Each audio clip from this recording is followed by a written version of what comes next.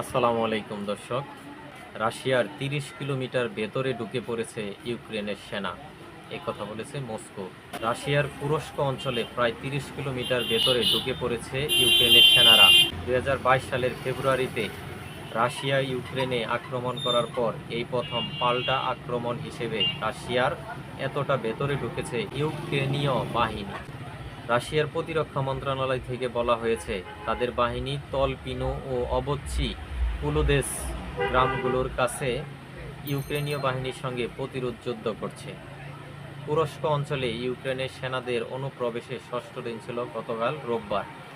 তার আগের দিন শনিবার রাতে ইউক্রেনের প্রেসিডেন্ট ভলোদিমির জেলেনস্কি প্রথমবার সরাসরি তার সামরিক বাহিনী রাশিয়ার ভূখণ্ডে প্রবেশ করেছে বলে স্বীকার করে নেন। জেলেনস্কি বলেন, এই গ্রীষ্মে তুরস্ক থেকে ইউক্রেনে প্রায় ২,০০০ হামলা চালিয়েছে রাশিয়া।